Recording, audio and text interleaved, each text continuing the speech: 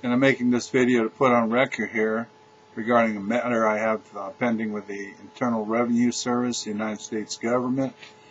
About in 1995-96, I did not file tax returns as I had no taxable income and no obligation to file these tax returns. The government had a different position, and they thought that I had taxable income, but we both agreed that I did not file tax returns. So back and forth, government correspondence, not answering my questions, actually not being responsive, just coming at me saying you owe money. They tried to hit my bank accounts. They tried to hit my employer and such to get money. They never collected any money on this. But in 2008, they filed a lawsuit trying to get a judgment for $144,000 and to foreclose on my family home. Through the process, there's something called discovery, and part of discovery is seeking answers to interrogatories. So I posed some interrogatories, and among them I asked for copies of assessments, and they were never produced, and of course the government didn't have to produce them. They used some other form to say that, yeah, they were done, but in fact don't actually produce the assessments. I also asked them to give me the code section, to provide the code section that imposed the liability on me in the first place.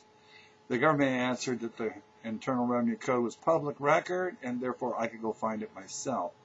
The judge was not satisfied with that answer, so he ordered the government to answer the question further. Well, then the government came back and said, here are the code sections that relate to this matter. My original question was, which section of the Internal Revenue Code imposed the tax on me? Not, here are the code sections that relate to this matter. Anyway, through a process of summary judgment, and summary judgment is supposed to be used in legal proceedings when both sides agree on the facts. There are no material issues in dispute. And it's kind of like if you got in a car accident and you said, yeah, I hit the guy from behind, and the other guy says, yeah, he hit me from behind. Those are agreed upon facts, and then the law is applied, and no trial is needed. Well, in my case, I certainly did not agree on the facts. That the judge does is he rules that Benoit only had a technical disagreement on the definitions, but he agrees on the facts. I certainly didn't agree on the facts whatsoever. I didn't agree that I had taxable income, and that's the gist of the matter. Anyway, so without trial, I lose. Summary judgment is awarded on behalf of the government. Well, lots of other things have happened in this process. It would probably take about 4 hours of taping to go through it all. But as I discovered early on, one of the reasons I didn't owe the tax, well, actually the penalties, is that, for the penalties to apply, one of the conditions, you have to be negligent. Of course, I certainly wasn't negligent in the whole matter. I was disputing it from the get-go. And so, there's a disputed fact of whether or not a guy is negligent or not. I mean, the law is pretty specific on that. But more importantly, there's a penalty within this process that the IRS charged that is not something would be subject to some sort of interpretation.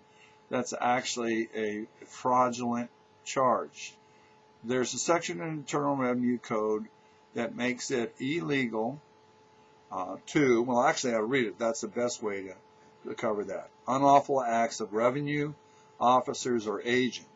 Any officer or employee of the United States acting in connection with any revenue law of the United States who is guilty of any extortion or willful oppression under color of law, or who knowingly demands other or greater sums than are allowed by law, shall be dismissed from office or discharged from employment, and upon conviction thereof shall be fined not more than $10,000 or imprisoned not more than 5 years.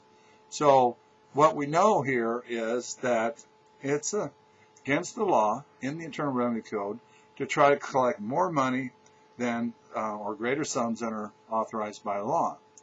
Well, through this process and early on, the forms indicate that the government was charging penalties under accuracy-related penalty section in the Internal Revenue Code 6662, which are imposed for accuracy-related if you were inaccurate.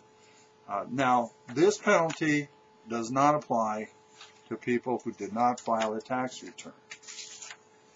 So it kind of makes sense. If you don't file a tax return, you can't be inaccurate. You didn't file a tax return because you don't think you have a tax liability.